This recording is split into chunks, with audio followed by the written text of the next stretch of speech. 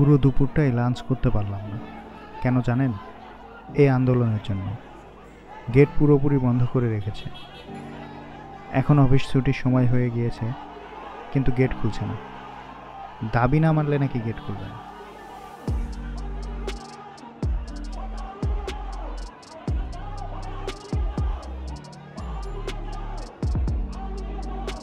ওদিকে কর্মচারীদের দেখে মনে হচ্ছে গেট ভেঙেই ফেলবে তারা। দেখি কোনোভাবে বের হওয়া যায় কিনা।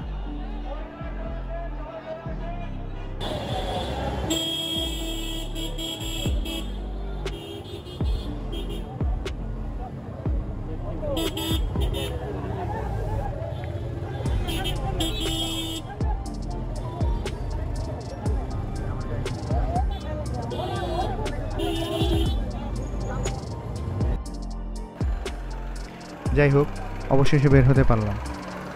ভাবছি এটাই কি আমাদের অবস্থা? 5 আগস্ট যখন স্বৈরাচারী শেখ হাসিনার পতন ঘটল এবং ডক্টর ইউনূস অন্তর্বর্তীকালীন সরকার গঠন করলেন, তখন থেকেই এসব প্রতিবন্ধকতা শুরু হয়েছে।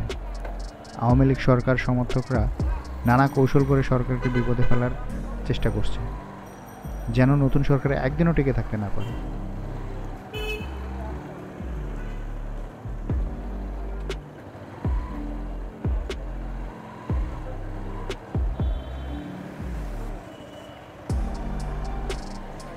যদি গত 15 বছরের দিকে তাকাই, দেখতে পাবো কি ভয়াবহ সময় গেছে আমাদের উপরে দিয়ে। স্বৈরাচারী শাসন আর সাধারণ মানুষের নিঃশব্দ কান্না। কিন্তু তখন কেউ কথা বলতে পারেনি, প্রতিবাদ করার সাহস পায়নি। আর আজ যখন পরিবর্তনের চেষ্টা চলছে, তখন একের পর এক বাধা আসছে।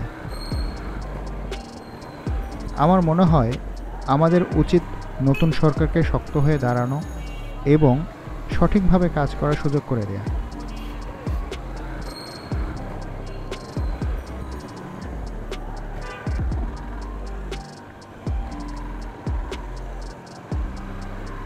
কিন্তু বর্তমান অবস্থা দেখে কখনো কখনো মনে হচ্ছে সেই স্বৈরাচারী শেখ হাসিনাই আমাদের জন্য উত্তম ছিল। কারণ তার শাসনে কেউ টু শব্দটি করে সাহস পায়।